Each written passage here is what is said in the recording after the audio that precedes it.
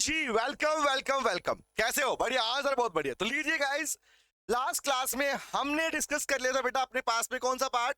हम बात कर चुके डिसऑनर ऑफ नेगोशिएबल इंस्ट्रूमेंट के बारे में। आपको याद भी होगा, दो पार्ट हमने सीखे थे इसके अंदर कि नॉन पेमेंट या नॉन एक्सेप्टेंस की वजह से अगर कोई नेगोशिएबल इंस्ट्रूमेंट डिसऑनर होता है तो वो बात हम कर चुके थे। अभी उससे आगे वाला पार्ट चलने वाला है और आज की क्लास में हमारे टॉपिक होने वाला है। कौन सा होने वाला है बताता हूँ, सुनो। यहीं से सुनना चालू कीजिए बेटा। हम लोग बात कर चुके थे guys dishonour of negotiable instrument के बारे में। तो हमने जान लिया था कि नेगोशिएबल इंस्ट्रूमेंट डिसऑनर माना जाएगा और कब माना नहीं जाएगा, ये पढ़ चुके हैं हमने रखना। कब माने, हम दो बार पढ़ चुके हैं। वन इज कॉल अगर डॉक्यूमेंट को एक्सेप्ट ही नहीं किया गया, और हम सीख चुके हैं कि नॉन एक्सेप्टेंस वाला पार्ट कहां पर एप्लीकेबल। एक्सेप्टेंस का मीनिंग हम पढ़ चुके हैं भैया कि सिंपली सामने वाले पार्टी ने साइन ही नहीं किया, उसको साइन नहीं किया। तो इन केस क्या था, वो याद करो, बिल ऑफ एक्सचेंज आपका क्या हो गया था, आपको डिसऑनर कहलाया था। रिमेंबर, दूसरा पार्ट था भाई पेमेंट नहीं कर। और ये है सबसे बड़ा मुद्दा। आज जो हमारा पार्ट चलने वाला है वो चलने वाला है डिसऑनर ऑफ चेक। हमने दो बातें लास्ट क्लास में की थी नेगोशिएबल इंस्ट्रूमेंट के अंदर, तो याद करो। वैसे तो नेगोशिएबल इंस्ट्रूमेंट तीन आइटम होते हैं। कौन कौन सा? One is bill of exchange, दूसरा प्रोमिसरी नोट, और तीसरा होता है चेक। तो बेटा हम लोग अपने पास में दो के बारे में बात कर चुके। आज जो हमारा मेन कंटेंट, और इवन ध्यान रखना एग्जामिनर भी हमें जो क्वेश्चन देता है वो चेक के ऊपर देता है कि चेक अगर डिसऑनर हो गया, नॉर्मली अक्सर लैंग्वेज सुनते हैं बाउंस हो गया। बाउंस का मीनिंग क्या होता है, चेक बाउंस का मतलब क्या होता है, तो उसके रिगार्डिंग हमारे कौन कौन से लीगल प्रोविजन है वो हम पढ़ने वाले। हम जानने वाले हैं कि चेक अगर डिसऑनर हुआ बिकॉज ऑफ नॉन पेमेंट, क्योंकि यहाँ पर नॉन एक्सेप्टेंस वर्ड थोड़ी आएगा। भाई चेक कब होगा, बाउंस कब होगा? भाई एक सिंपल सी बात, एक पार्टी ने चेक को ड्रॉ किया और उसके बाद में उसके अकाउंट में पैसा नहीं था। शॉर्ट कहने का मतलब क्या हुआ, चेक डिसऑनर तब होगा जब उसकी पेमेंट नहीं होगी। पेमेंट क्यों नहीं हुई? पेमेंट नहीं हुई क्योंकि भैया सिंपल सी बात, इस पर्सन ने आपको चेक इशू किया था, उसके बैंक अकाउंट में अगर पैसा नहीं हुआ, आई can use the word insufficient fund. अगर किसी के बैंक अकाउंट में फंड सफिशिएंट नहीं है और चेक इशू कर दिया, सर एग्जांपल देके बताओ ना, बात सुनो यार। लेट्स सपोज आज से ना कुछ टाइम पहले की बात है, कई साल इस बात को हो मैं तुम्हें डिस्कस प्रॉपर तरीके। अब होता क्या है कि जब बच्चे फीस पेमेंट करते हैं तो बहुत से बच्चे ऑनलाइन पेमेंट करते हैं। रिमेंबर, एक बच्चा ने क्या किया, एक बच्ची ने क्या किया, एक बच्ची ने एक चेक इशू किया। रिमेंबर, उसके फादर के नाम चेक था। उन्होंने मुझे क्या किया, उन्होंने अपनी फी का एक चेक मुझे दे दिया कि सर ये पेमेंट है, चेक वाली पेमेंट, चेक के थ्रू दिया। ठीक है। अब हुआ क्या, जब जैसे जो टीम थी, मैनेजमेंट था, उसके पास में चेक पहुंचा, उन्होंने चेक बैंक में लगाया, तो वहां पर वो चेक क्लियर नहीं हुआ। और कुछ टाइम बाद ही हमारे पास में मैसेज आ गया, भैया सिंपल सी बात, जो चेक आपने लगाया था चेक पेमेंट, रीजन इज वो चेक बाउंस हो गया। अब क्वेश्चन है बाउंस क्यों हो गया, तो लिसन टू मी गाइस, समझना। चेक के बाउंस होने का एक ही रीजन है भाई, कि जिस पर्सन ने आपको चेक दिया उसके अकाउंट में पैसा नहीं था। लेकिन ध्यान रखना, ये सिर्फ छोटी सी बात नहीं है, देश के अंदर, हमारे लॉ के अंदर इसे क्रिमिनल ऑफेंस माना गया है। क्रिमिनल ऑफेंस माना गया, इसके लिए क्रिमिनल पनिशमेंट भी दी जाती है। याद रखना, चेक कोई मामूली डॉक्यूमेंट नहीं है। चेक अगर आपने किसी को इश्यू किया तो आपके अकाउंट में पैसा होना जरूरी है। अगर पैसा नहीं है, you are having insufficient fund in your bank account, तो आप किसी को चेक इश्यू मत कीजिए। फिर सिर्फ इससे इमेज नहीं खराब होगी, आपको जेल भी हो सकती है, आप पर पनिशमेंट भी लग सकती है। तो वही पार्ट हम पढ़ने वाले हैं कि अगर चेक डिसऑनर हुआ तो उस केस में नॉन पेमेंट की डिसऑनर हुआ तो वहां पर कौन कौन सी पनिशमेंट्स हैं, इसके बारे में बात करेंगे। इवन आपने देखा होगा आपके उसमें लिखा हुआ है सेक्शन नंबर 138 पर स्पेशल फोकस डालो। ये 138 बेटा वही है क्रिमिनल ऑफेंस, कि अगर मान लीजिए चेक बाउंस हुआ तो उस केस में कौन कौन सी पनिशमेंट मिलेगी जिसने चेक इशू किया। मेंबर समझ में आया? तो तीन पार्टियां पढ़ चुके हैं वैसे, पहले हमारे पास में याद करो, चेक वाले केस में तीन पार्टी होती है। तो ये क्या बताया मैंने, ये बताया कि क्या कुछ हमारे पास में पहले पढ़ चुके हैं, शॉर्ट में बताया, डिटेल में क्लास में कर चुके हैं। अब बात चलेगी चेक के रिगार्डिंग। तो मेरी बात समझना यारो, बताना मुझे, अगर मैं स्पेसिफिकली यहां पर बात करूं, मैं तीन आइटम की बात करूंगा। एक मैं बात करूंगा कि नोटिंग क्या होता है, एक मैं बात करूंगा ये प्रोटेस्ट क्या होता है। ये प्रोटेस्ट कोई वो प्रोटेस्ट नहीं, धरने की बात नहीं कर रहे हैं, ये लीगल वर्ड है नेगोशिएबल इंस्ट्रूमेंट। एक हम बात करेंगे अगर किसी का चेक डिसऑनर हो गया, as you know this, honour का मीनिंग क्या था, भैया पेमेंट मिल गई, सिंपल सी बात है, तो हमारा पेमेंट नहीं मिल पाया। तो चेक के डिसओनर होने पर कौन कौन सी लीगल पनिशमेंट्स आपको दी जाएंगी, लोग इन्वॉल्व होंगे, और क्या क्या वहां पर कॉग्निजेंस होगा। बट कॉग्निजेंस का मतलब समझते क्या होता है, स्टेप बाय स्टेप। पहले नोटिंग की बात करेंगे, प्रोटेस्ट की बात करेंगे, फिर बात करेंगे चेक के लिए पनिशमेंट क्या है बाउंस होने पर, रिमेंबर। तो पनिशमेंट के बाद में हम बात करेंगे इसके साथ में कि अगर हो गया तो क्या बताओ, कोर्ट उसे कैसे कंसीडर करेगा। इस ओनर वाले पार्ट का कॉग्निजेंस पढ़ेंगे हम। तो ये क्या होता है याद रखना, इसका मीनिंग कॉग्निजेंस का मतलब होता है कंसीडर करना, कंसीडर करना, इस चीज को कंसीडर करना। कोर्ट कैसे कंसीडर करेगा, क्या इसके लिए केस, कोर्ट में केस फाइल किया जा सकता है, कितने टाइम में फाइल होगा, क्या पनिशमेंट हो सकती है, कहां कहां पर फाइल होगा, ये बात हम करने पार्ट हमारा आज चलने वाला है, उसके बाद पार्ट खत्म। अभी सुन लो पहले ध्यान से, तब मैं नोट पे आऊंगा। पहला पहला वर्ड है नोटिंग या प्रोटेस्ट किसे कहते हैं। अब बात समझना, नॉर्मली नेगोशिएबल इंस्ट्रूमेंट, मैं जब वर्ड यूज कर रहा हूँ नेगोशिएबल इंस्ट्रूमेंट, तो तीनों की बात कर रहा हूँ। नॉर्मली जब भी कोई नेगोशिएबल इंस्ट्रूमेंट डिसओनर हो जाता है, तो उस नेगोशिएबल इंस्ट्रूमेंट का जो होल्डर होता है, उसके पास वो डॉक्यूमेंट होता है, उसकी ड्यूटी होती है कि वो उसे नोट करवाए, नोटिफाई करवाए। नोटिंग का मतलब यहाँ पे नोटिफाई से है, नोटिफाई का मतलब बताने से है, पता करने से। तो नोटिफाई टू हुम, क्वेश्चन समझना, जब जब आपके पास में नेगोशिएबल इंस्ट्रूमेंट डिसऑनर हो जाता है बेटा, तो उस सिचुएशन में आपको, मतलब आपको ना, कौन को, होल्डर को, होल्डर ऑफ नेगोशिएबल इंस्ट्रूमेंट को जाना पड़ेगा किसके पास में, नोटरी पब्लिक के पास में। अब बहुत सारे बच्चों में क्वेश्चन आएगा, सर एक शब्द तो क्लियर हो नहीं रहा, एक से एक और आ जा रहे हैं। प्लीज पहले पूरी कहानी समझना, तभी मैं नोट पे आने वाला हूँ, रखना ये जो सिंबल दिखा हूँ ये नोटरी पब्लिक, बात समझना, पॉइंट समझना गाइस।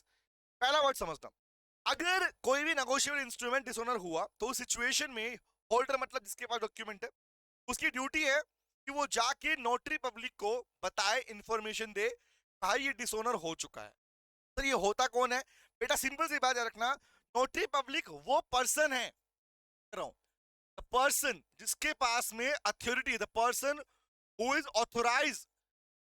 कोर्ट में बैठता है, ध्यान रखना, कोर्ट में एक डिपार्टमेंट होता है नोटरी पब्लिक का, ध्यान रखना। जब भी आपको कभी भी ऐसा लगता है कि सर हमें कोई कॉन्ट्रैक्ट बना रहे हैं, कोई डीड कर रहे हैं, कोई इन्फॉर्मेशन, तो उसको हमें अगर रजिस्टर करवाना है, उसके लिए हमें सर्टिफिकेशन चाहिए।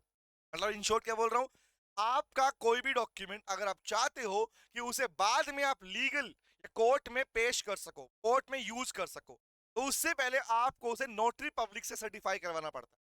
तो याद रखना, नोटरी पब्लिक कौन है, एक ऐसा पर्सन, डिपार्टमेंट जो, जिसके पास ये अथॉरिटी होती है, ऑथराइज सर्टिफाई आपके डॉक्यूमेंट्स को, सर्टिफाई करे, डॉक्यूमेंट सर्टिफाई करे, या कोई कॉन्ट्रैक्ट सर्टिफाई करे।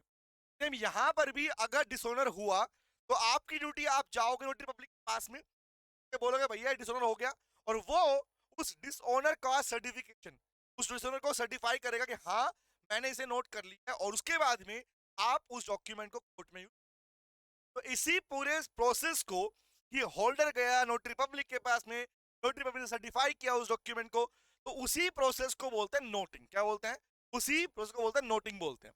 नॉर्मली कहने का मतलब क्या है, आपका उसको बताना और उसका नोट कर लेना। नोटरी पब्लिक क्या करेगा, नोटरी पब्लिक क्या करेगा, उसकी इंफॉर्मेशन को नोट कर लेता है, नोट कर लेगा अपने रजिस्टर के अंदर। That process is termed as noting कहते हैं, नंबर वन। नंबर टू आएगा, सर प्रोटेस्ट किसको बोलते हैं, गाइस यही नोटरी पब्लिक जब उसे नोट करके आपको एक सर्टिफिकेट इशू करता है, इशू ए सर्टिफिकेट, आपके इस ओनर का सर्टिफिकेट आपको इशू कर देता है। तो सिंपल सी बात, ये सर्टिफिकेट ही होगा जो आप बाद में कोर्ट में पे आओगे as a legal document. Simple सी बात समझ में आई, कोई डॉक्यूमेंट लीगल बनाना हो तो नोटरी पब्लिक से आप कर सकते हो।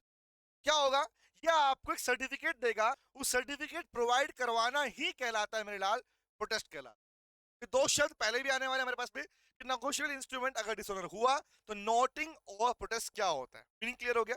नोटरी पब्लिक ने नोट कर लिया, इंफॉर्मेशन दे दिया, तो वो है आपका नोटिंग बोल। उसके अलावा आपको सर्टिफिकेट इशू किया, that certificate is called protest बोल। क्लियर हो गया, हमारे समझ में आ गया। तो दो वर्ड यहाँ पे हमारे पास आने, फिर आएगा कि अगर चेक को डिसऑनर किया गया, तो भैया सिंपल सी बात तो बोल ही दी हमने अपने पास यहाँ पे, कि चेक अगर डिसऑनर हुआ तो सिंपल सी बात है, नॉन पेमेंट की वजह से हुआ। पेमेंट क्यों नहीं हो पाई, क्योंकि सफिशिएंट फंड नहीं थे। अब इसके लिए हम पढ़ने वाले हैं हमारी पनिशमेंट्स, कि कितनी पनिशमेंट आपको मिलेगी। इन शॉर्ट, पनिशमेंट के तौर पर आपको जेल भी हो सकती है, इम्प्रिजनमेंट, याद रखना बेटा। और हाँ, एग्जैक्टली सही है ये बात। अगर आपके अकाउंट में पैसा नहीं है और आपने किसी को चेक इशू किया है और उसने चेक लगा दिया बैंक के अंदर, ऑलवेज रिमेंबर, लगा दिया बैंक का मतलब उसने पेमेंट के लिए चेक लगा दिया, उस केस में, उस सिचुएशन में आपको जेल हो सकती है, नंबर वन। नंबर टू, आप पर फाइन भी लग सकता है या फिर दोनों हो सकते हैं। और वही हम आज पढ़ने वाले हैं कि कितने साल की जेल होगी और कितना फाइन लग सकता है, और ये रियलिटी में है, खाली होता है ना बुक का पार्ट है। जैसा आप यहाँ पढ़ रहे हो वैसा ही एग्जैक्टली अप्लाई होता है हमारे देश में, है ना? तो इसको हम पढ़ने वाले हैं। फिर हम बात करेंगे अगर डिसऑनर हुआ था तो पार्टी केस फाइल करेगी, और केस फाइलिंग के लिए कोर्ट उसे कैसे कंसीडर करेगा। कोर्ट में अगर आपने केस फाइल किया, फाइलिंग ए शूट, केस डालोगे, बता रहा हूँ, सुनते रहो ध्यान से बात। केस डालोगे तो उस सिचुएशन में आपकी क्या लिमिटेशन काउंट होंगी, कितने पीरियड में आपका केस होना चाहिए, 1 महीने में होगा, 3 महीने में होगा, वो हम बात कर रहे हो। साथ हम बात करेंगे केस जब फाइल हो गया तो केस कौन सी ज्यूरिसडिक्शन में काउंट होगा। ये क्या होता है बेटा? ज्यूरिसडिक्शन इन शॉर्ट, जहां पर आप केस फाइल कर रहे हो तो कौन से कोर्ट में केस फाइल करोगे। कोर्ट सिस्टम डिफरेंट डिफरेंट है। मैजिस्ट्रेट कोर्ट है, रिमेंबर, जुडिशरी कोर्ट कौन सा है, हाई कोर्ट क्या है, सुप्रीम कोर्ट क्या है। तो सिंपल सी बात, कौन से कोर्ट में आप अपने डिसऑनर का केस फाइल करते हैं, ये सारी बातें ही हम अपने आज करने वाले हैं। तो आओ स्टार्ट करते हैं, नोट करते हैं इस बात। चलो लिसन टू मी गाइस, समझना। तो पहला शब्द हम पहले पढ़ ही चुके हैं। नंबर वन क्या था बेटा, बताओ मुझे कि नोटिंग का मतलब क्या है भाई। सेक्शन नंबर 19 में बता रहा है नोटिंग के बारे में। अब पहला वर्ड जो है नोटरी वर्ड यूज किया, नोटरी वर्ड ये देखो, आपने अक्सर, ये डॉक्यूमेंट नहीं बोल रहा हूँ, इसकी बात कर रहा हूँ, आपने अक्सर ऐसी कुछ स्टैम्प्स देखी होंगी, रिमेंबर, रबर टाइप की स्टैम्प्स होती है ना, रिमेंबर, लाख के ऊपर स्टैम्प्स होती है। ये स्टैम्प के देखो उस पे लिखा हुआ था नोटरी, रिमेंबर वर्ड है नोटरी। नोटरी डिपार्टमेंट जिसके पास ये ट्रेडिशन है कि वो आपको आपके डॉक्यूमेंट को सर्टिफाई करके उसे एक लीगल डॉक्यूमेंट बना सकता है। लीगल डॉक्यूमेंट बनने का मतलब क्या है कि आप उसे कोर्ट में पेश कर सकते हैं। ओके, अब बात समझना। तो हम पहले पढ़ चुके हैं इंस्ट्रूमेंट के बारे में, आगे पढ़ रहा हूँ। क्या बोला पढ़ना, कह रहा when a promissory note bill of exchange has been dishonoured by non acceptance and non payment. अगर डिसऑनर हो गया, हम पढ़ चुके पहले भी, कहता होल्डर, जो होल्डर होता है, may cause dishonour to be noted by notary public. But क्या लिखा पढ़ने क्या कह रहा है, ध्यान से शब्द को पढ़ना, क्या बोल रहा है, noted by notary public. Notary public का मीनिंग तो बता ही दिया हम लोगों ने, भी लिखी अपने। नोटरी पब्लिक के पास अगर आप उस तरह नोट करवा देते हो, नोटिफाई कर देते हो, तो क्या करता है वो, क्या करता है, अपॉन द इंस्ट्रूमेंट, या तो वो इस इंस्ट्रूमेंट के ऊपर जो आपने डॉक्यूमेंट लगे उसी के ऊपर, या उसके साथ में पेपर अटैच कर देता है और लिख देता है भैया हमने इसे नोट कर ली। नंबर, तो साथ में पेपर भी कर सकता है, या डॉक्यूमेंट के ऊपर भी नोटरी पब्लिक अपनी स्टैंप लगा देगा, थप्पा मार देगा कि हाँ नोट हो गया, हमारे नोट हो गया पार्ट, हमने उस डिसऑनर को कंसिडर कर लिया है। याद रहेगा। और इस प्रोसेस ऑफ नोटिंग को ही कहा, प्रोसेस नोटिंग को कहा जाता है, क्या बोलता है, द नोटिंग ऑफ नेगोशिएबल, पहला वर्ड। दूसरा वर्ड, क्या लीगल इंस्ट्रूमेंट है, देखो पार्ट समझना, इनके ऊपर बड़ा बड़ा क्वेश्चन नहीं आता नॉर्मली, वर्ड पता नहीं, वर्ड पता होना चाहिए कि नोटिंग क्या और प्रोसेस क्या होता है। दूसरा वर्ड क्या बोला पढ़ना, यार इसी के रिगार्डिंग लीगल प्रोविजन क्या बोलते हैं, सुनना।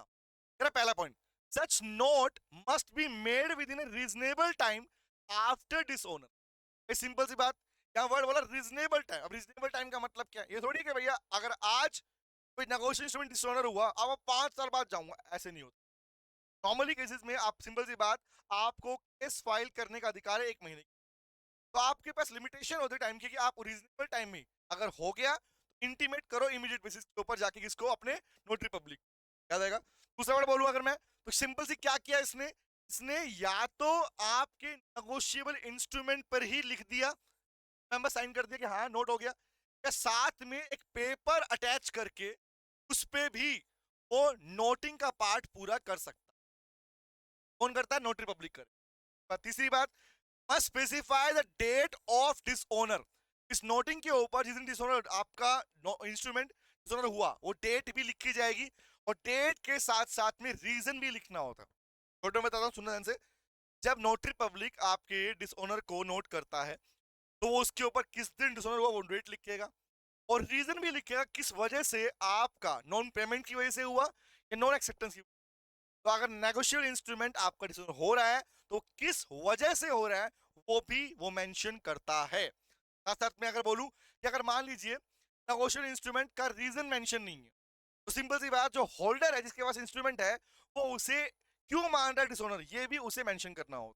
तीन बातें बोली मैंने। पहली बात क्या बोली भाई, सिंपल सी बात, रीजनेबल टाइम के अंदर ही उसे नोटिंग करना होगा। नंबर टू, डेट मेंशन करनी होगी। नंबर थ्री, भाई रीजन मेंशन करना होगा कि आप बताओ कि डिसऑनर क्यों हुआ। Number three. Number four, if the instrument has not been expressly dishonour, अगर इंस्ट्रूमेंट को डिसऑनर नहीं माना जा रहा तो लोग कहता है क्या पूछेगा, the reason why the holder treats as an, तो वो भैया नोटरी जो आपका पब्लिक है वो आपसे पूछेगा, ये डिपार्टमेंट पूछेगा आपसे कि बताओ, अगर सिंपल सी बात नॉन एक्सेप्टेंस में नहीं, नॉन पेमेंट में नहीं है, तो आप इसे डिसऑनर क्यों मान रहे हो। एग्जांपल दूं, समझना पड़ना से यहाँ पे ग्लिच लगेगा कि क्या इशू आ गया, समझना। तो पहला वर्ड समझना, पहला वर्ड क्या था भाई, कि नोटिंग किया जा रहा है, तो पहला वर्ड निकल के आया कि सर नोटरी पब्लिक को इन्फॉर्मेशन दिया।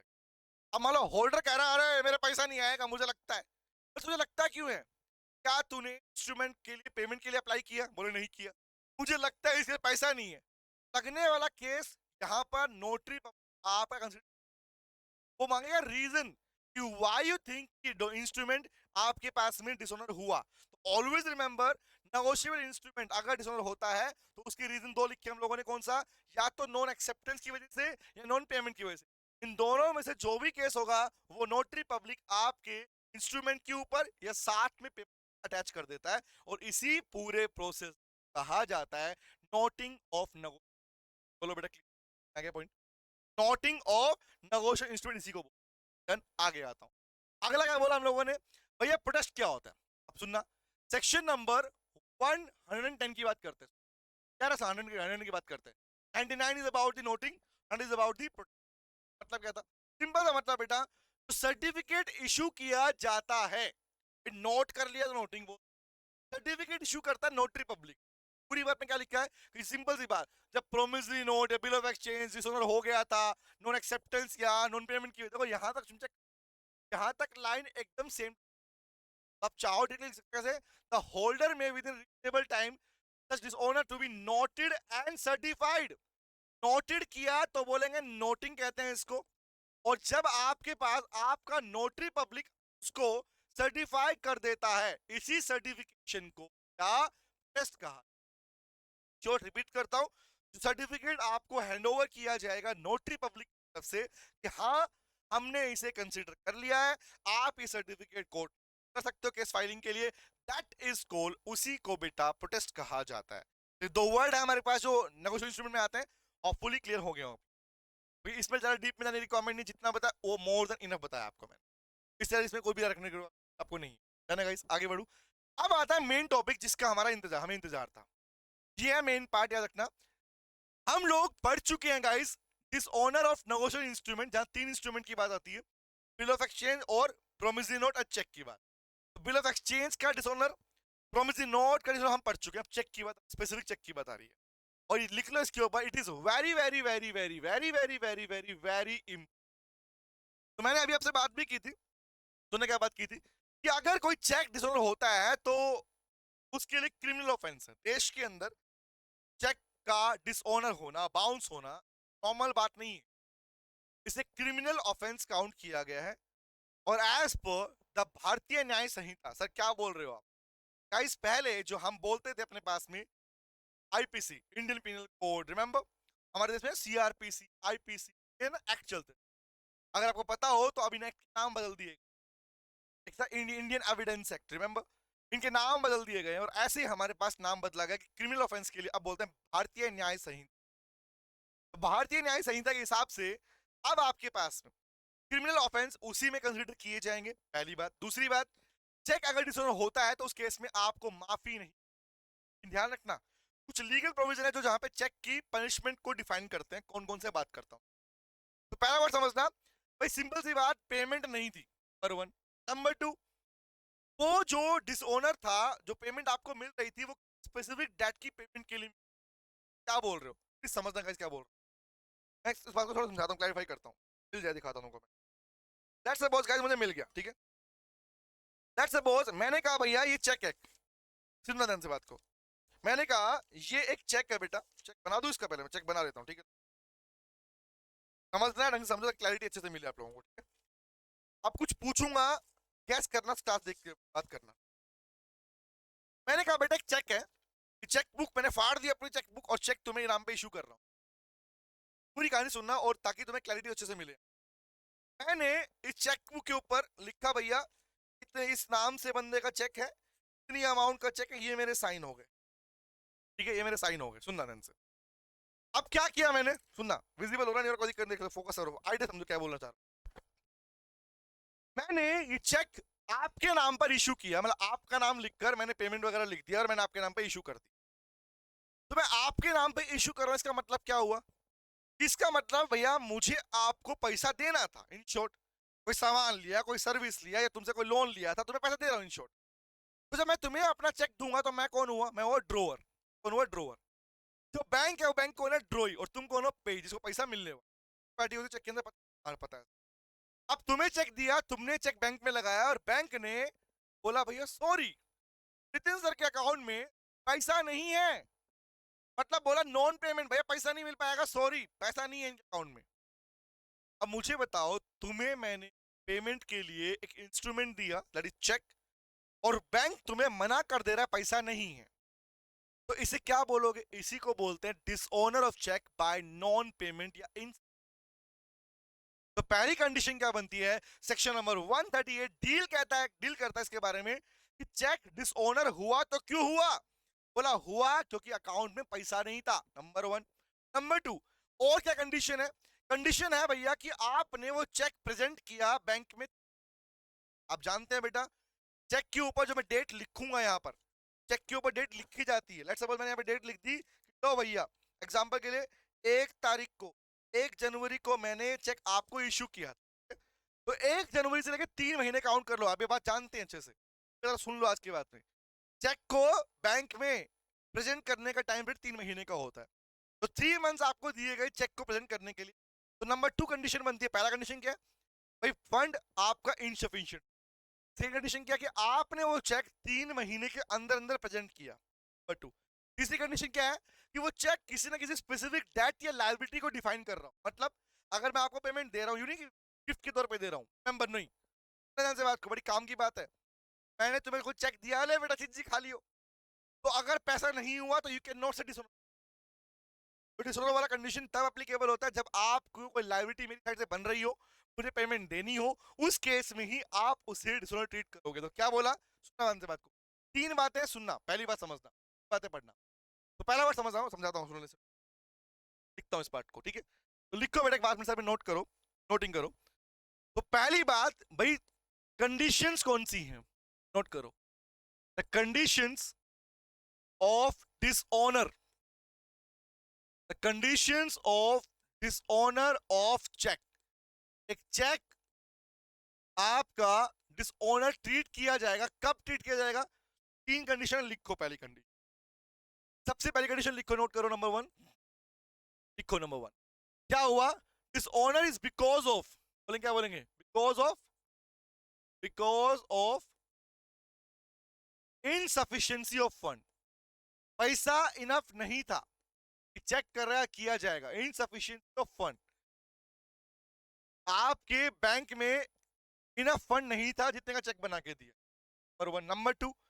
नंबर 2, आपने जो चेक इशू किया था, वो चेक क्या इशू किया था? चेक कौन सा? चेक इशू किया था, cheque issued must be must be against some specific date, किसी प्रॉपर डेट की पेमेंट के लिए, या फिर किसी लायबिलिटी को पे करने के लिए दिया गया था। और मैंने तुमसे कोई उधार लिया हुआ था, कोई सामान लिया था, तो उस पर्टिकुलर पेमेंट को करने के लिए दिया गया। इससे एक चीज क्लियर होती है कि नॉर्मल में कोई किसी गिफ्ट के तौर पर किसी को चीजी खाने के रूप में अगर आपको चेक दे देते हो भैया, तो वो चेक आप अगर बैंक में लगा पैसा नहीं मिला, you not treat that as dishonour, क्योंकि रीजन इज पहली कंडीशन सेटिस्फाई होती है, सेकंड कंडीशन सेटिस्फाई नहीं हो पाएगी। थर्ड क्या बोला? Cheque must be presented. अगर चेक दिया गया था, उसे आपने प्रेजेंट किया था, मस्ट बी प्रेजेंटेड, आपने उसे प्रेजेंट किया था विद इन 3 मंथ्स, 3 महीने के अंदर अंदर, within 3 months from the date of issue, from the date of issue. जिस दिन मैंने चेक इशू किया था उस दिन से लेके 3 महीने काउंट कर लो, 3 महीने में चेक इशू किया गया था। अगर ये तीनों कंडीशन सेटिस्फाई हो रही हो, अगर ये तीनों कंडीशन सेटिस्फाई हो रही हो, तभी आप उस चेक को डिसऑनर ट्रीट करेंगे, अदरवाइज नहीं, अदरवाइज नहीं करें। बोलो क्लैरिटी मिली? और यही 3 बातें बेस बनती है डिसऑनर ऑफ चेक के बारे में। चले आगे बढ़े, अब बात करते हैं ध्यान से। बात क्या लिखा है, पढ़ना बेटा ध्यान से। Section 138 to 142 deal with the dishonour of cheque and provides criminal penalties. तो मैंने बोला ना बेटा आपके पास में, because dishonour of cheque is a criminal offence. क्योंकि रीजन क्या है, क्या बोलूंगा, डिसऑनर ऑफ चेक, चेक का डिसऑनर होना एक क्रिमिनल ऑफेंस है, क्राइम है। ध्यान रखना, ऑफेंस मतलब क्राइम किया आपने इसका। और ध्यान रखना, जब क्राइम किया है तो भैया सिंपल सी बात, पनिशमेंट तो मिलेगी मिलेगी। बट समझना क्या बोल रहा है, इसे डील करता है criminal of penalty in the event of dishonour of cheque for insufficiency of. आगे स्पेसिफिकली, क्योंकि यहाँ पे ये तो नहीं है ना, सुनना क्या बोल रहा हूँ, क्या चेक वाले पार्ट में अप्लाई हो सकता है क्या कि नॉन एक्सेप्टेंस, कि मुझने चेक लिया ही नहीं, मैंने तो चेक दिया और लिया ही नहीं, डिसऑनर हो गया, ऐसा? Is it so? चेक तुमको दे रहा हूं, तुमने लिया नहीं, तुमने साइन नहीं, क्या बोलूंगा, ओहो नहीं नहीं नॉन एक्सेप्टेंस। नॉन एक्सेप्टेंस सिर्फ किसमें था, बिल ऑफ एक्सचेंज के अंदर था, इसमें अप्लाई नहीं होता। पहली बात ठीक, आ गया हूं, आगे आता हूं। अब बात समझना, क्या पेनल्टी लगेंगी आप पर अगर आपका चेक डिसऑनर हो गया तो? बहुत समझना क्या बोल रहा हूं। Penalty for dishonour of cheque क्या कहता है, समझना। अब मैंने बोला पेनल्टी के रूप में क्या मिलेगी, पनिशमेंट मिलेगी, क्या होगी, जेल और फाइन हो सकता। पहला सुनना, कह रहा है ड्रॉअर अंडर सेक्शन 138 में be punished with the imprisonment up to 2 years, 2 साल तक की जेल। और प्लीज गाइस, इस पनिशमेंट को जरूर याद रखना, भूलने का नहीं है इस बात को, ठीक? तो क्या बोला, जिसने चेक इशू किया था उसको 2 साल तक की सजा हो सकती है, एंड और fine up to twice the amount of the cheque, या आपकी चेक की अमाउंट से डबल का फाइन आप पर लग सकता है। 2 साल तक की जेल, या फिर और आप पर डबल फाइन लग सकता है। तीसरा, या फिर दोनों हो सकते हैं, जेल भी और फाइन दोनों हो सकता है। आपको क्या होगा कैसे पता बेटा, it will be decided by the court, court he decide करेगा। सिंपल सी बात, आपको क्या पनिशमेंट मिलेगी, वो भी कब, जब आपका ऑप्शन सुन लिया जाएगा, आपकी बात सुन ली। नंबर 2 क्या बोला पढ़ना, अब यहां मैंने लिखवाया था, however in order to attack the aforesaid penalties, ये जो पेनल्टीज हैं, 2 साल की जेल लगा दोगे, फाइन भी लगा दो डबल करके, ये पेनल्टीज कब लग सकती हैं? तो वही 3 बातें जो मैंने लिखवाई हैं अभी आपको, वही यहां पर आती। क्या बोला पढ़ना, the following condition must be satisfied अगर ये पेनल्टी लगनी है तो। पहला क्या बोला भाई, चेक इसलिए डिसऑनर हुआ क्योंकि वहां पर आपके पास में फंड्स नहीं। तो नंबर 1 क्या था, due to insufficiency fund, number 1। Number 2 पे आता हूं, नंबर 2 इज कॉल्ड, क्या बोलते हैं बेटा, जो आपने अमाउंट दिया था, जो आपने चेक इशू किया था, क्या बोलेंगे, the payment for with the cheque was issued should have been discharge of a legally enforceable debt और लायबिलिटी। कोई लीगल, कोई लॉफुल लायबिलिटी थी, कोई लॉफुल डेट था, उसकी पेमेंट करने के चक्कर आपने पेमेंट दिया। नंबर 2 कंडीशन क्या थी भाई, आपने discharge some debt and liability, आपने पेमेंट, तो ऊपर पार्ट क्लियर हो गया हमारे पास में। तीसरा, चेक आपने प्रेजेंट कर दिया विद इन 3 मंथ्स, तो 3 कंडीशन एप्लीकेबल होंगी। अगर ये 3 कंडीशन एप्लीकेबल हैं, फिर भी डिसऑनर हुआ तो मिलेंगी पेनल्टी, 2 साल की जेल, 2 साल तक की जेल, अप टू जेल और फाइन। ये तब लगता है जब तीनों कंडीशन, रीजन इज ये तीनों सेटिस्फाई होंगी तो ही डिसऑनर कहलाएगा, डिसऑनर कहलाएगा तभी पनिशमेंट, अदरवाइज कुछ। और ये इतना सा पार्ट था, छोटा सा पार्ट था, यही था हमारा कौन सा important part, dishonour of cheque वाला पार्ट। गाइस क्लियर है, समझ में आ गया? चले इजी पार्ट था, आगे आता हूँ। हाँ, फिर भी कोई डाउट है पूछना मुझसे। ओके, आवाज आगे। अब कुछ नहीं है, ये कुछ टॉपिक्स ना इंस्टीट्यूट ने डाल दिए, ऐसे उठा उठा के डाल दिए, कोई लॉजिक नहीं इन टॉपिक्स का, ठीक है? बट फिर भी है, तो बच्चा बोलता हमें पढ़ाओ, मुझे पढ़ा रहा हूँ, सुनो। आपको मेनली इसमें जो याद रखना है वो याद रखना है अपने पास में कि इस ओनर वाले पार्ट में क्या प्रोविजन एप्लीकेबल, ये मेन प्रोविजन। चल अब बात करते हैं। गाइस पहला पॉइंट सुन लो, देखो पढ़ते क्लियर हो जाएगा क्या बोल रहा हूँ मैं। Presumption of in favour of holder, समझ में नहीं आता इंस्टीट्यूट क्यों डालता है टॉपिक को, उठा टॉपिक पूरा डाला भी नहीं है, लाइन डाल उठा के खाली उसने पढ़ने के लिए। तो वर्ड पढ़ना, presumption, pre assumption in favour of holder, holder के फेवर में क्या अज्यूम किया जाएगा। सिंपल सी बात, जो आपका इंस्ट्रूमेंट लेके बैठा है, चेक लेके बैठा है, उसके लिए क्या प्रिज्यूम करो, प्रिजम्पशन तो यही है कि आप ने जो प्रिजम्पशन क्या मानती है कि उस होल्डर के पास जो नेगोशिएबल इंस्ट्रूमेंट है वो इसलिए है भाई, चेक है या प्रोविजनरी नोट है, वो इसलिए है क्योंकि मुझे उसको पेमेंट देनी थी मतलब भाई मेरा और उसका आपस में कोई लीगली लीगल डेट या लीगल लायबिलिटी बनती थी। अगर लीगल डेट लीगल लायबिलिटी नहीं बनती, याद रखना आप मेरे का केस फाइल नहीं करते। तो बात वही बोल रहा है, पढ़ना क्या कह रहा है, it shall be presumed that the holder of the cheque received the cheque for the discharge of any debt और लायबिलिटी, जो ऑलरेडी बात पहले ऊपर आ चुकी है। बस इतना ही पार्ट था, खत्म भी। आगे पार्ट देख लो। हाँ हंसी, देखो सुनो। नंबर टू कह रहा है भैया देखो बड़ा मजेदार पॉइंट है, अक्सर पढ़ोगे ना, क्या पढ़ रहे हो, देखना देखना क्या पढ़ रहे हो, लगा है क्या मजाक कर रहा है।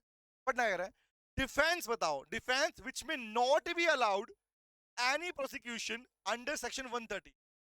पहली बात तो मुझे बताओ सेक्शन 138 किसको डील करता है, अभी पढ़ के आए हो। सेक्शन 138 डील करता है गाइस डिसऑनर चेक के बारे में, पनिशमेंट के बारे में, ठीक है। अब मुझे बताओ क्या डिफेंस नहीं मिलेगा भाई, क्या डिफेंस नहीं मिलेगा, किसको नहीं मिलेगा, ड्रोअर को, जिसने चेक इशू किया था, उसे क्या डिफेंस नहीं मिल सकता in case of dishonour of cheque. If you are writing section 138 का मतलब क्या हुआ, भाई चेक के डिसऑनर होने पर ड्रोअर को क्या डिफेंस नहीं मिलेगा कोर्ट की तरफ। ये अब सुन लो आंसर क्या है, ये डिफेंस नहीं मिल सकता कि ड्रोअर ये बोले कि मुझे लगा था, मैंने तो प्रिज्यूम किया था कि मेरे अकाउंट में पैसा होगा। भैया मुझे बताओ, आज मैं तुम्हें चेक इशू कर रहा हूं, सुनना, तो क्या ये इंश्योर करना कि मेरे अकाउंट में पैसा है या नहीं है, इट इज माई ड्यूटी और नोट, टेल मी। क्या मैं बोलूं तुम्हें चेक दे दिया, तुम और चेक तुमने लगाया बैंक में, और चेक बाउंस हो गया, फिर बोलो अरे मुझे लगा था पैसे, तो क्या इस बात का कहना मुझे डिफेंस करेगा, डिफेंस मतलब क्या मुझे कोर्ट में बचाएगा, आंसर इज, तो क्या बोलता है लो, इसलिए बोलता है भैया यहां पर कोई भी डिफेंस आपको अलाउ किया नहीं जाएगा। तो पढ़ना क्या बोल रहा है, पढ़ना, अरे सर सिंपल सी बात, it shall not be after defence execution of an offence, आपने गलती ऑफेंस किया कौन से सेक्शन 138 के अंदर, that a belief of the drawer, कि ड्रोअर ये मानकर चल रहा है regarding the sufficiency of fund, तो उसे लग रहा है भैया कि सिंपल सी बात मेरे अकाउंट में पैसा नहीं था, ये उसको लग रहा है, तो मेरे अकाउंट में पैसा था, सफिशिएंट फंड था, लग रहा है। तुम्हारा लगना डिसाइड नहीं करता, रिमेंबर याद रखना। अगर चेक इशू किया है, एग्जांपल दूं, एक बड़ी तरह से क्वेश्चन है मेरा, सुनो समझ भी आएगा क्वेश्चन। सर एक एग्जांपल के लिए, सर आपके अकाउंट में पैसा थे, मान लो 10 लाख का चेक मैंने तुमको दिया, ये चेक 10 लाख रुपए का, 10 लाख का चेक मैंने तुमको दिया और मेरे अकाउंट में 11 लाख रुपए थे, ठीक है, बट तुम्हें चेक दिया था और मुझे याद नहीं रहा तुम्हें चेक दिया हुआ है, तो मैंने क्या किया, मैंने कुछ अमाउंट यूज कर चेक यूज कर, मैंने 2 लाख रुपए निकाल लिया अकाउंट, 2 लाख का ऑनलाइन पेमेंट कर बच गए। अब तुमने चेक लगाया तो बैंक क्या बोलेगा तुमको, बैंक बोलेगा ओ भाई साहब ऐसा नहीं, इसके पास बाउंस बाउंस बाउंस। अब बताओ मुझे, तो क्या मुझे यहाँ पर फ्रीडम मिल जाएगा कि कोई बात नहीं जी, गलती होगी कोई दिक्कत नहीं, आंसर इज अगेन, ये स्टेटमेंट भी डिसऑनर ही कहलाएगी, हालांकि कोर्ट बाद में मुझे, लेकिन स्टार्टिंग के अंदर आप इसे ये नहीं कह सकते कि पैसा गलती से यूज कर लिया गया, मेरे फंड पड़ा हुआ था, मुझे लग रहा था भी पैसे हैं, आंसर इज, जब भी किसी को चेक इशू करो ऑलवेज रिमेंबर अपने अकाउंट में पैसे की इंश्योरिटी रखना, आपका काम है, ड्रोअर का काम है, किसी और का काम नहीं होता, ड्रोअर का काम पेई का काम नहीं होता, पेई का काम पैसा लेने का, भाई सिंपल सी बात। तुम नहीं बोलोगे भैया अच्छा कोई नहीं सर गलती हो, आप उसे डिसऑनर ट्रीट कर सकते हो, आप उसकी रिपोर्ट भी कर सकते हो, जो क्लियर है गाइस। आगे बढ़ता हूँ आगे बढ़ता हूँ, अब बात आई आगे हमारे पास में जो वर्ड में बोला था, अगर ये ऑफेंस कंपनी में होता तो क्या करते हैं, अब बताओ, as you all know company is an artificial person, बताओ कंपनी एक आर्टिफिशियल पर्सन होती है, तो कंपनी आर्टिफिशियल पर्सन है, इसका मतलब कंपनी अपने नाम से पेमेंट भी कर सकती है, हाँ कर सकती है, आप पढ़ चुके हो पहले भी।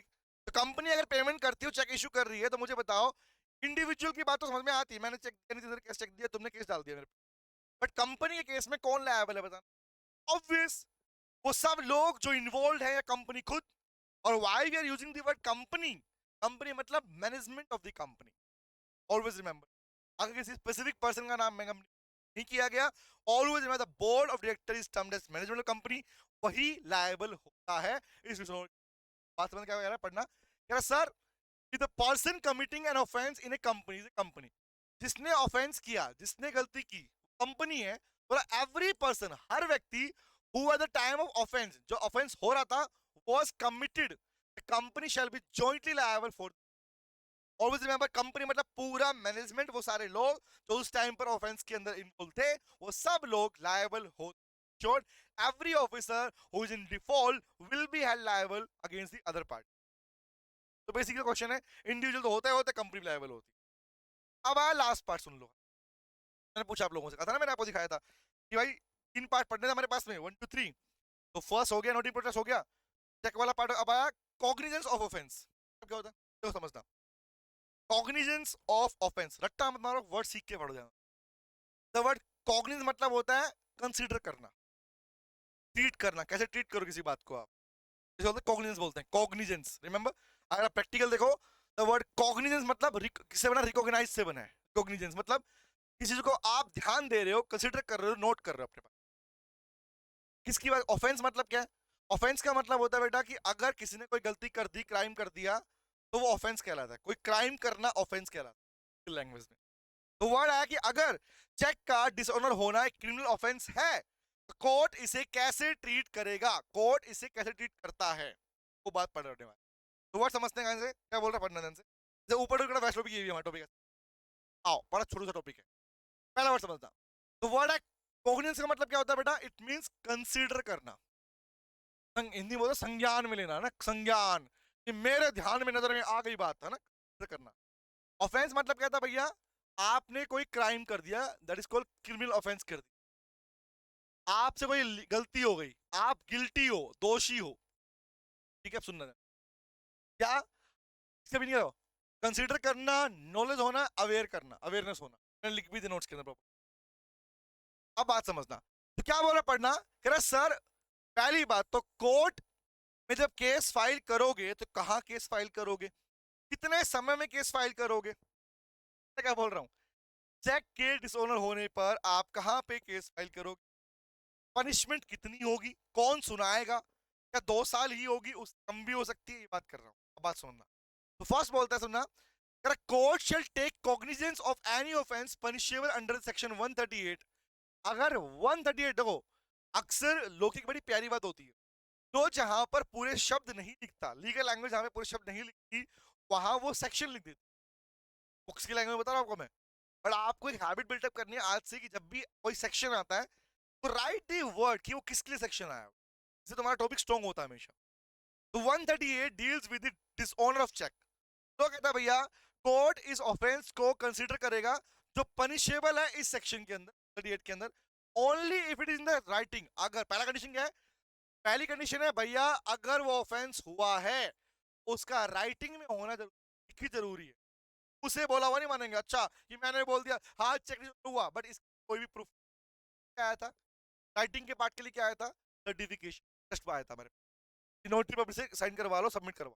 तो वर्ड क्या है, राइटिंग में होगा तो कोर्ट उसे कंसीडर करेगा, number 1। Number 2, time limit of filing A shoot is 1 month. अगर आप कंप्लेंट डाल रहे हो तो 1 महीने के अंदर कंप्लेंट डाली गई हो। मैंने पहले बोल दिया आप लोगों को कि अगर डिसऑनर हुआ चेक, डिसऑनर हुआ तो उस केस में आपकी ड्यूटी है, हॉली ड्यूटी है, 1 महीने में कंप्लेंट फाइल कर दे। Number 2। Number 3, no court inferior, line सुनना, no court inferior to that of metropolitan magistrate और जुडिशियल मजिस्ट्रेट। ये क्या होता है गाइस, जहां पर ऐसा कोई भी टाउन या ऐसी कोई भी सिटी, ऐसा कोई भी टाउन, ऐसी कोई भी सिटी जहां की टोटल पॉपुलेशन, जहां की टोटल पॉपुलेशन पॉपुलेशन 10 मिलियन या उससे ज्यादा की हो, अराउंड 1 करोड़ से ज्यादा की हो, तो वहां पर आपको जो जिस कोर्ट में केस फाइल करना होता है उसका नाम है मजिस्ट्रेट कोर्ट, या सॉरी मेट्रोपॉलिटन मजिस्ट्रेट कोर्ट या जुडिशियल कोर्ट। तो इस लेवल से नीचे आप ये केस फाइल नहीं कर सकते, कर रहा हूं, जहां अगर आपको केस फाइल करना है, ये केस इसी कम से कम इस लेवल पे तो आपका केस फाइल होना ही चाहिए। इसका मतलब क्या हुआ, नो कोर्ट, मतलब क्या हुआ, इससे नीचे वाला कोई कोर्ट नहीं चले, मिनिमम इस कोर्ट में कौन सा आप केस फाइल करेंगे, metropolitan magistrate court, judiciary court भी बोलते हैं। Of the first class shall try any offence punishable under section 1। यही कोर्ट है, मिनिमम कोर्ट है, यहीं से ऊपर तो जाओ जा ही सकते हो, बट ये मिनिमम है, यही आपके को आपकी ऑफेंस को, केस को डील कर सकते, कम से कम इनके पास ये ट्रायल का राइट मिलता है। सिंह ट्रायल राइट क्या है भाई, ट्रायल का मतलब क्या होता है, ट्रायल का मतलब क्या होता है भाई, सिंपली जब केस की कार्यवाही चलेगी ना, उसको देखने का अधिकार इनके पास। क्या रखना, कम से कम मेट्रोपॉलिटन मजिस्ट्रेट कोर्ट के पास आप जाएंगे और वहां कंप्लेंट फाइल करेंगे। वो भी कब? 1 महीने के अंदर फाइल करेंगे। कौन सी? 138 सेक्शन के अंदर हमारे।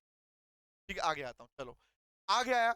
अब बोला भैया प्लेस क्या होगा, पॉइंट समझना, कहां पे केस फाइल किया जाएगा। तो कोर्ट तो बता दिया कौन सा होगा, बट कौन से प्लेस पर। एग्जांपल मुझे बताओ, मैं दिल्ली में रहता हूं, तुम यूपी में रहते हो, सुन। हाँ, मैं दिल्ली में हूं, तुम उत्तर प्रदेश में थे, अब केस फाइल हो रहा है। अब बताओ, तुम्हारा जो तुम्हें मैंने चेक दिया था, मेरा बैंक दिल्ली में है, तुम रहते हो यूपी के अंदर, केस कहां फाइल होगा? तो उन्होंने 2 ऑप्शन दिए। इतनी बड़ी बात जो लिखी है, थोड़ी सी बात है ये। तो बोला या तो जहां पर मेरा बैंक है, मतलब मेरी ब्रांच है, वहां पे केस फाइल होगा, सिटी में केस फाइल कर सकते हो, या फिर अपने प्लेस पे भी केस फाइल किया जा सकता है। याद रखना, यूपी में भी आप मुझ पे केस फाइल कर सकते हो और दिल्ली में भी कर सकते हो। तो पॉइंट समझना क्या बोल रहा है? तो वर्ड क्या है? द प्लेस ऑफ जुरिस्डिक्शन, कहां केस फाइल होगा, of the court for trial of offence. मतलब ट्रायल ऑफ ऑफेंस मतलब जो गलती मैंने की, गिल्टी में जिस चीज का हूं, उसका ट्रायल मतलब उसकी प्रोसीडिंग्स को बोलते हैं। The word proceedings, the word trial मतलब सेम होता है, इसका मतलब कार्यवाही चलेगी तो कहां चलेगी। पढ़ना क्या बोल रहा है? कहता है offence under section 138 which deals with of checks shall be inquired into and tried only by a court within whose local jurisdiction। कौन सी? पढ़ना, 2 बार समझना। तो इतनी बड़ी बात लिखी है, 2 ही टॉपिक है। पहला समझना कौन सा है? जहां पर क्या बोलेंगे, the check is delivered for the collection through an account the branch of the bank। ध्यान से पढ़ना क्या बोल रहा हूं। The branch of the bank where the payee or holder in due course maintains an account। सुन, इसको कौन सा? आपकी वो ब्रांच जहां पर पे या होल्डर का बैंक अकाउंट है, नंबर 1। नंबर 2, या फिर अगर चेक प्रेजेंट किया गया तो क्या बोला, जहां पर द ब्रांच ऑफ ड्रोई, ड्रोई बैंक मतलब मेरा जहां बैंक है, सिंपल सी बात। या ड्रोअर, जहां पे ड्रोअर का ड्रोअर अपना अकाउंट में। मैंने क्या बोला, या तो दिल्ली में, मतलब अगर मैं दिल्ली में था, दिल्ली में मैं कौन था? ड्रोअर था ना, तो दिल्ली में करो, या फिर यूपी। सेम ऐसे ही भाई किसी भी स्टेट का, मुंबई में थे, गुजरात में थे, मुंबई में थे, अहमदाबाद में थे, सिंपल सी बात, जो तुम्हारी जो स्टेट्स हैं वो काउंट की जाएंगी, वहां पर केस फाइल किया जा सकता है। जहां तुम्हारा बैंक है, जहां मेरा बैंक, मैं रहता हूं वहां तुम रहते हो। दोनों के लिए आपको अलाउ किया गया है कि आप केस फाइल कर सकते हो। और समझ में आया? पॉइंट क्लियर है? डन? डन है गाइस? बहुत छोटा सा पार्ट था, जो लाइन तुम्हें दिख रही थी, लाइन थी नहीं इसके अंदर। डन, आगे आता हूँ। अब छोटी सी बात और बचा, 2 पार्ट बचे, खत्म हो जाएगा फिर। अब बताओ, कह रहा भैया चलो हमने पढ़ा मेट्रोपॉलिटन मजिस्ट्रेट कोर्ट ने केस फाइल कर दिया, तो पॉइंट आया, कह रहा है power of the court to try cases summarily. बताओ कोर्ट के पास कितनी पावर है? जो कोर्ट का नाम हमने लिया, इन कोर्ट के पास कितनी पावर है? क्या ये आपको सजा भी सुना सकते हैं? मैं क्या बोल रहा हूं, ऊपर क्या पढ़ा आप लोगों ने? अप टू 2 इयर्स, 2 साल तक की जेल। पर 2 साल तक की जेल, तो एक बात समझना पड़ेगा, तेरा पॉइंट है, सभी कोर्ट को सेम पावर नहीं होती सजा सुनाने की। ये नहीं किसी किसी का मन किया होगा 20 साल सजा होगी, आंसर इज उम्र कैद भी हर कोई कोर्ट नहीं दे पाएगा, ध्यान रखना। ऑलवेज रिमेंबर क्या रखना, किस कोर्ट के पास कितनी पावर है। तो क्वेश्चन आया कि मेट्रोपॉलिटन मजिस्ट्रेट कोर्ट के पास, जुडिशियल कोर्ट के पास में कितनी पावर है सेक्शन 138 में जेल की सजा सुनाने के लिए। तो पॉइंट सुनने क्या बोल, 2 साल की नहीं है। Provide that in case of any conviction, what is conviction, अगर कोई दोषी पाया गया, मतलब कोर्ट को लगा दोषी है, तो क्या बोले कन्विक्शन, समरी ट्रायल, ट्रायल चल रहा था, ट्रायल मतलब प्रोसीडिंग चल रही थी, कार्यवाही चल रही थी, क्या बोलेंगे, अगर कोर्ट को लगा कि तुम दोषी हो, क्या बोलेंगे, इट शैल बी लॉफुल, ये लॉफुल माना जाएगा, the magistrate to pass a sentence of imprisonment for a term not exceeding 1 year, not exceeding 1 year and an amount of ₹500 मतलब क्या, रिपीट कर रहा हूं, मैजिस्ट्रेट कोर्ट के पास ही पावर होती है बेटा कि वो आपको 1 साल तक की, 1 साल तक की, ज्यादा नहीं, और 5,000 रुपए का फाइन आप पर लगा सकता है, और ये वैलिड पावर है उसके पास में। इतना तो तुम्हें वो कोर्ट भी सजा सुना देगा, ध्यान रखना। अगर तुम्हारा केस फाइल हुआ तो किसी अपर कोर्ट पे रिक्वायरमेंट नहीं जाने की, एक मेट्रोपॉलिटन कोर्ट या जुडिशियल कोर्ट भी आपको 1 साल तक की सजा और 5,000 रुपए तक का जुर्माना आप पर लगा सकता है। अगर यार क्या बोल रहा हूँ, 2 साल तो अपर कोर्ट के पास पावर आ गया ना, इससे पावर कितनी है? 1 साल तक की पावर है। आगे आओ, लास्ट क्या है, इसे लिखा हुआ है offences to be compoundable. Sir compoundable क्या होता है भैया? Normally I can use the word settlement की बात कर रहा है, नॉर्मली अब मुझे बताओ, क्या सिर्फ सजा मिलना ही काफी होता है क्या? जेल भेज दिया, बात खत्म हो गई? आंसर इज पैसा देना जरूरी है भाई, ये कॉमन सी बात है। पैसा देना पड़ेगा। जो आपका बाउंस हुआ, पार्टी नुकसान हो, उसे पैसा मिलेगा नहीं मिलेगा? मिलेगा मिलेगा। तो क्या पढ़ना ध्यान से sir, notwithstanding anything contained in the code of criminal procedure, the code of criminal procedure act, act पहले था, अभी भी है, बट इसका नाम अब बदल दिया गया है बेटा। अब बन गया ये भारतीय न्याय संहिता। भारतीय न्याय न्याय संहिता है वही, बस चीजें बहुत चीजें हो चुकी है हमारे पास। क्या बोल रहा, कोई भी केस अगर होता है और आप उसमें कन्विक्शन मतलब दोषी गिल्टी पाए जाते हो, तो बोला every offence punishable under this act shall be compoundable. Compound मतलब भैया बेशक आपको सजा हो गई, सुनना क्या बोल रहा हूँ, बेशक आपको जेल हो गई, आप पे फाइन लगे, लेकिन पैसा तो दोबारा देना ही पड़ेगा। आप अपनी लायबिलिटी से फ्री नहीं हो सकते। जो लायबिलिटी मुझे पे करनी थी, मुझे पे करनी ही करनी पड़ेगी, ऑलवेज रिमेंबर। और प्लीज मैं बोल रहा हूँ दोबारा से, ये जो हमने छोटे पार्ट पढ़े हैं, जो हमारे स्टूडेंट दे दिए, इन पे ज्यादा ध्यान देने की रिक्वायरमेंट आपको नहीं है। आपको मेन पार्ट याद रखना है, डिसऑनर चेक वाला पार्ट और नेगोशिएशन इंस्ट्रूमेंट वाला, दैट्स इट, खत्म बात। तो ये पार्ट याद रखना बेटा, यहाँ से एक बात खत्म हो जाता है। Thank you very much. Okay, तो मिलते हैं नेक्स्ट सेशन में और पढ़ेंगे नेक्स्ट टॉपिक।